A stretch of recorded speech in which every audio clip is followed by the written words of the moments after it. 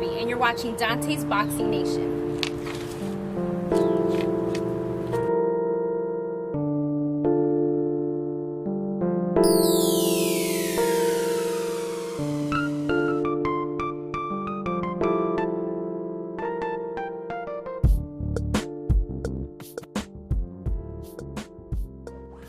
Dante's Boxing Nation, what's going on, guys? I'm telling you right now, it is going to be very, very hard to beat this fight when it comes to upset of the year. Tony Bellew TKOs David Haye. I believe it was the 9th round, but he TKO'd him. He took all of David Haye's best shots and stopped the man. It's not too often that this happens in the sport of boxing, but when it does happen, it stands out and it is very special. Today, guys, will beats skill. The fighter that worked the hardest, the fighter that was more determined, beat the fighter with the natural athleticism and the natural talent. And that's pretty much what we got tonight. Tony Bellew, once again, he took all of David Haye's best shots, and it was pretty much like a Rocky movie.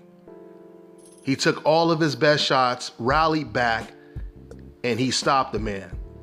I mean, nobody gave Tony Bellew any chance in this fight, despite the fact that he had just came off of a great knockout win over BJ Flores before this fight, which was another impressive win.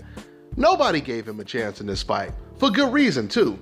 I mean, because you would think any opponent who doesn't have the greatest defense goes up against a very sharp counterpuncher with power like David Haye, you would think that David or Tony would be tailor-made for David Haye.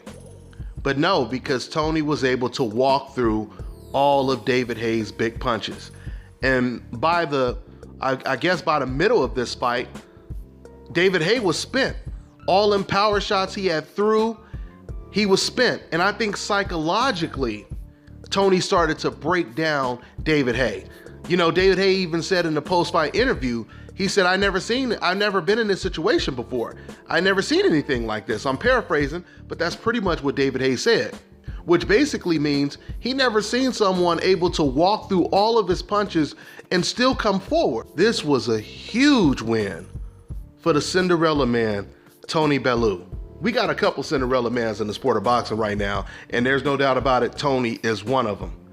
I mean, from the first day, Tony called out David Haye. I think a lot of people thought he was crazy.